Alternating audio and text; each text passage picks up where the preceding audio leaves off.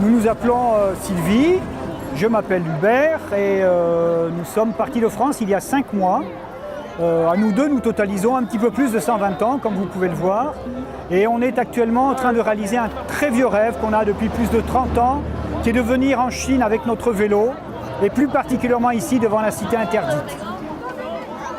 Ça nous fait une drôle d'impression d'être arrivé à Pékin avec notre vélo. Ça fait très longtemps qu'on rêvait tous les deux de réaliser ce rêve, d'être ici au cœur de la Chine, d'être devant cette cité qui depuis des millénaires a porté l'image de la Chine. Et on est vraiment très, très émus devant cette foule qui est vivante et qui pour nous est probablement ce qui représente le plus la Chine.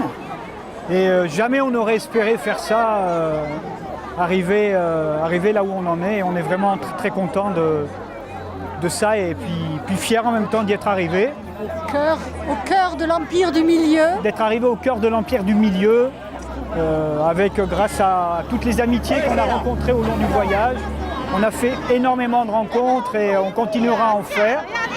Parce qu'on va notre projet est vraiment de rencontrer des gens, d'aller à la rencontre des gens. Et là, on est au cœur du peuple chinois. Comme on a été tout près des gens qui nous ont accueillis simplement, avec le cœur, tout au long du voyage. Et que de contrastes entre tous ces pays, de vies différentes, de pensées différentes. Et quelle richesse, quelle richesse!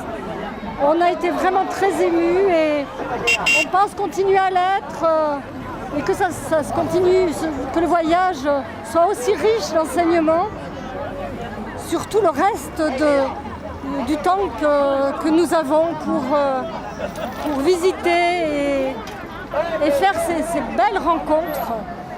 Donc voilà, le soleil nous a accueillis à Pékin et le soleil nous a accueillis dans tous les cœurs des gens qu'on a rencontrés. Et voilà, c'est difficile de parler parce qu'on est très très émus, en particulier ici à Pékin.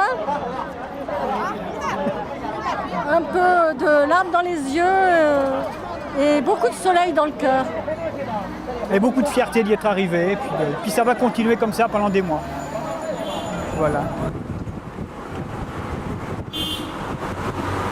Alors, Flat Stanley, c'est une petite figure qu'on transporte avec nous durant tout le voyage. On doit faire des photos dans toutes les grandes villes où on va passer dans tous les pays parce que... Pour faire voyager avec nous. Pour faire voyager une petite fille qui est en Thaïlande, qui est handicapée et qui attend qu'on lui amène, à la fin de notre voyage, qu'on lui amène avec nous une part de rêve. Ainsi qu'on a amené aussi à 30 petits-enfants handicapés qui nous suivent.